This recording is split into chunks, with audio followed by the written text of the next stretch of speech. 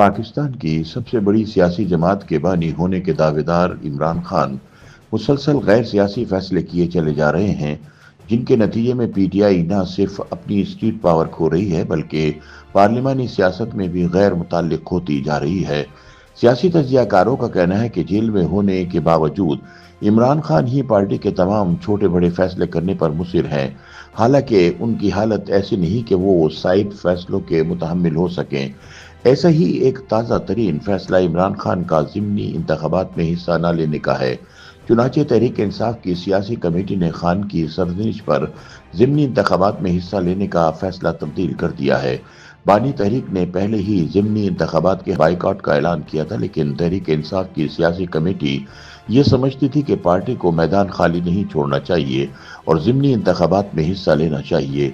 दिलचस्प बात यह है कि 9 मई के मुकदमात में सजाओं के बाद जो अरकान नाअहल हुए थे वो भी बाइकआउट के हक में नहीं थे और अपने अहल खाना को टिकट दिलवाकर ज़िमनी इंतखाबात में हिस्सा लेना चाहते थे, लेकिन सियाने खान ने इन्हें ऐसा करने की इजाज़त नहीं दी। इससे पहले जब सियासी कमेटी ने ज़िमनी इंतखाबात में हिस्सा लेने का फैसला किया तो अलीमा खान ने यह शोर मचा दिया कि बानी तहरीक इंसाफ के अहकामात से रूगर्दानी की जा रही है। हालांकि हकीकत यह थी कि नाअहल करार दिया जाने वाला कोई भी रुकन असेंबली अपना इंतखाबी हल्का खाली नहीं छोड़ना चाहता था। हालिया जेल मुलाकात के दौरान अलीमा खान ने अपने भाई को बताया कि सियासी कमेटी ने आपकी हिदायत के बरक्स ज़िमनी इंतखाबात लड़ने का फैसला कर दिया है। आपने बाइकआउट का हुक्म दिया था, लेकिन सियासी कमेटी कहती है कि हम बानी के हुक्म को नहीं मानते। आप माइनस हो गए हैं, आपके फैसलों को ना मानने की रिवायत शुरू हो गई है।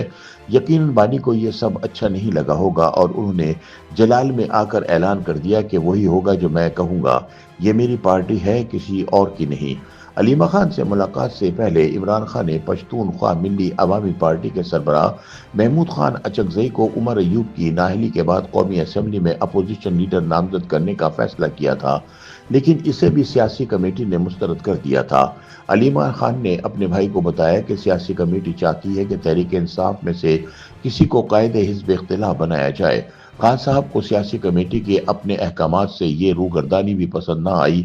वैसे भी जब कोई लीडर अपनी पार्टी में खुद को मुतलकुल अनान सरबराह समझता हो तो वो इख्तिलाफ करने वालों के बारे में यही सोचता है कि इनकी इतनी जुर्रत कि मेरे फैसले पर तहफ़्फ़ुज़ात का इजहार करें। चुनाचे बानी ने मौके पर ही हुक्म सादिर कर दिया कि महमूद खान अचकजई कायदे हिज़्ब इख्तिलाफ होंगे और इनकी जमात के तमाम लीडर अचकजई के मातहत होंगे।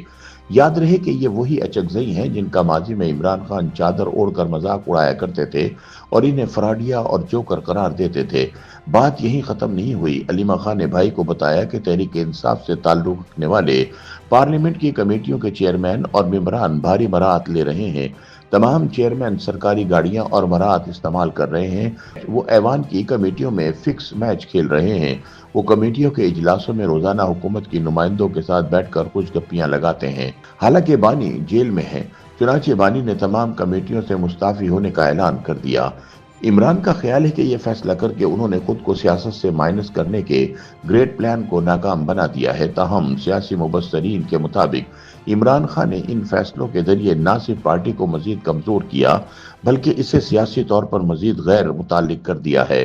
सियासी तज्जियाकार सवाल करते हैं कि तहरीक इंसाफ के नाअहल होने वाले अरकान की सीटों पर ज़िमनी इंतखाबात में हिस्सा न लेने से किसको फायदा होगा? क्या तहरीक इंसाफ को इस बाइकाट से कोई फायदा होगा? इससे हुकूमत को फायदा होगा। हुकूमत को ज़िमनी इंतखाबात में वॉक ओवर मिल गया है।